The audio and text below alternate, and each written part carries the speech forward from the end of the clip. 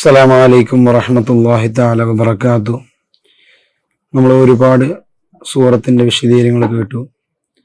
ഇൻഷാ അല്ലാഹ് നമ്മൾ ഇന്ന് സൂറത്തു ശറഹ് അഥവാ അലം നശ്റഹ് എന്ന സൂറത്തുമായിട്ട് അല്പം പരിചയപ്പെടാനാണ് ഉദ്ദേശിക്കുന്നത്.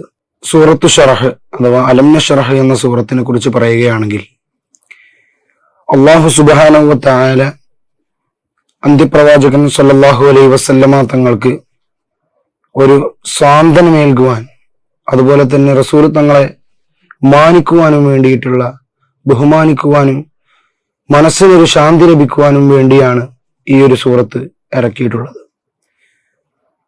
ഹിജറ വർഷം ഒക്കെ തുടങ്ങുന്നതിന് ഒരുപാട് മുമ്പ് മക്കയിൽ നബി സല്ലല്ലാഹു അലൈഹി വസല്ലമ തങ്ങൾ ഇസ്ലാമിക പ്രബോധനം ചെയ്യുന്നതിനിടയിൽ ഒരു സാന്ത്വനം എന്നോണം ഇറക്കിയതാണ് ഈ സൂറത്തു ശറഹ്. ഇതിന്റെ അർത്ഥതലങ്ങളിലേക്ക് പോവുകയാണെങ്കിൽ ഒരുപാട് വിശദീകരിക്കുവാനുണ്ട്. ഏതായാലും ആദ്യം ഇൻഷാ അല്ലാഹ് ഇതിന്റെ പാരായണം നമുക്ക് തുടങ്ങാം. ബിസ്മില്ലാഹിർ റഹ്മാനിർ റഹീം.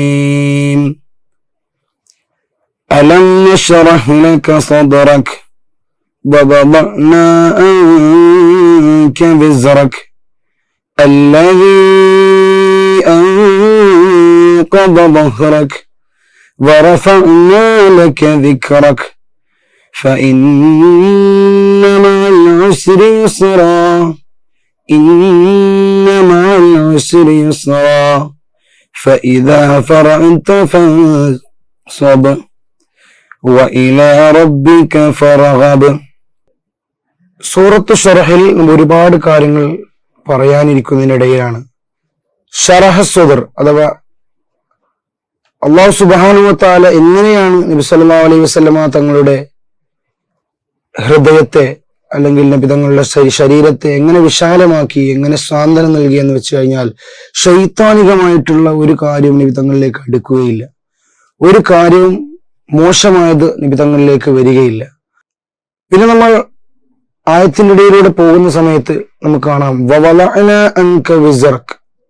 നബി സല്ലല്ലാഹു അലൈഹി വസല്ലമ തങ്ങളുടെ ആ തെറ്റ്, മുൻ കഴിഞ്ഞു പോയ തെറ്റ്, വമാ തഖദ്ദമ മിൻ ദംബിഹി വമാ തഅഖർ, അഥവാ മുൻ കഴിഞ്ഞു പോയ പാപങ്ങളും ഇനി വരാനുള്ള പാപങ്ങളും അള്ളാഹു പുറത്തു കൊടുത്തു.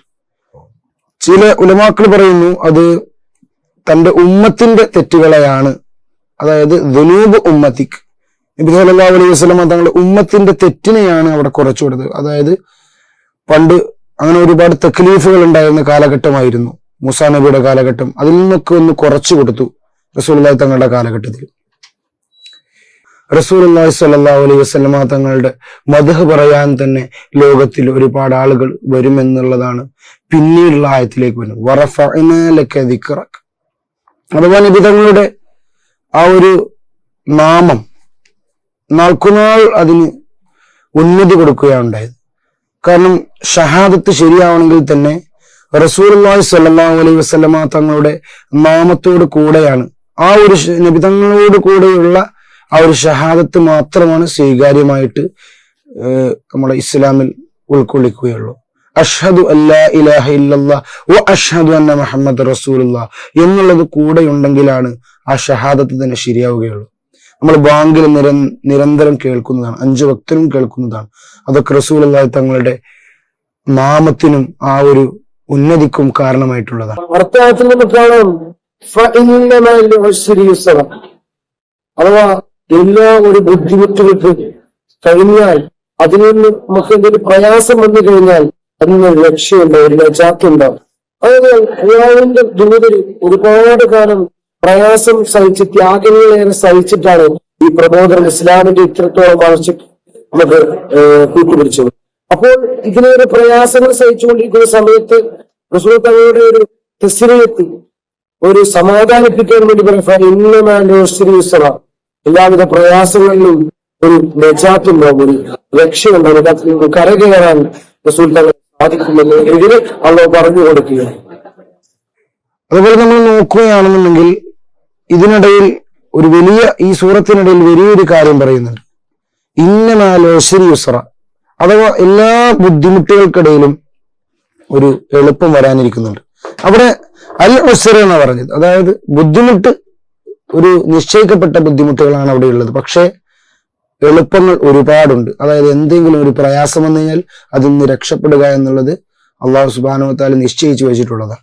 ഈ സൂറത്തിന്റെ അവസാനങ്ങളിലേക്ക് പോയി കഴിഞ്ഞാൽ നമുക്ക് കാണാൻ സാധിക്കും ഫൈദാ ഫറഗത ഫൻസബ്, അഥവാ റസൂലുള്ളാഹി സ്വല്ലല്ലാഹു അലൈഹി വസല്ലം തങ്ങൾ അല്ലാഹു തആല പറയുകയാണ്, നബിയെ അങ്ങ് ദഅവത്ത്, ഇസ്ലാമിന്റെ ദഅവത്ത് കമാലും താമുമായ ശേഷം ആ ദഅവത്തിന്റെ ആ ഒരു ത്വരീഖത്ത് തന്നെ വേണ്ടി ആ ഒരു വഴി തന്നെ ഉഷാറാക്കിയ ശേഷം ഫൈദാ ഫറഗത ഫൻസബ്, നിങ്ങൾ ക്ഷീണിക്കുക. എന്ത് ക്ഷീണമാണ് അവിടെ പറയുന്നത്? അള്ളാഹുവിന്റെ ഇബാദത്തിന് മുഴുകാനാണ് പറയുന്നത്. അപ്പൊ ദഅവത്ത് കഴിഞ്ഞാൽ പിന്നെ ഇബാദത്ത് എന്നാണ് അള്ളാഹു തആല അവിടെ പറയുന്നത്. ഇതിൽ വ്യാഖ്യാനങ്ങളിലേക്ക് പോയി കഴിഞ്ഞാൽ നമുക്ക് കാണാൻ സാധിക്കും, നമ്മൾ ഓരോരുത്തരും ഓരോ പ്രവർത്തനങ്ങൾ ചെയ്യുമ്പോൾ ബോറിങ് വരാറുണ്ട്.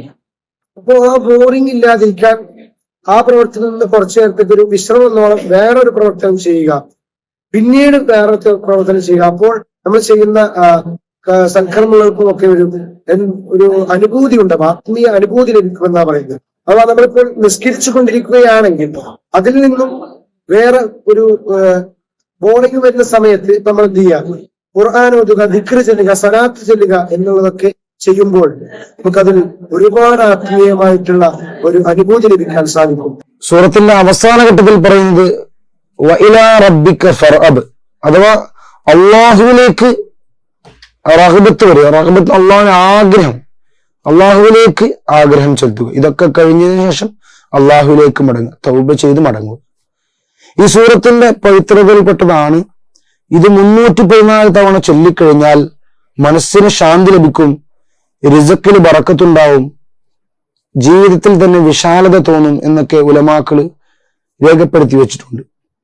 ഈ സൂറത്തിന്റെ 8 ആയത്തുകളിലും അതിൻ്റെതായിട്ടുള്ള ഗുണങ്ങളുണ്ട് എന്ന് ഉലമാക്കൾ മറ്റു പല കിതാബുകളിലും രേഖപ്പെടുത്തിയിട്ടുണ്ട്. ഇൻഷാ അല്ലാഹ് ഇനി വരും ക്ലാസ്സുകളിൽ നമുക്ക് മറ്റു സൂറത്തുമായി പരിചയപ്പെടാം. അസ്സലാമു അലൈക്കും വറഹ്മത്തുള്ളാഹി തആല വബറകാതുഹു.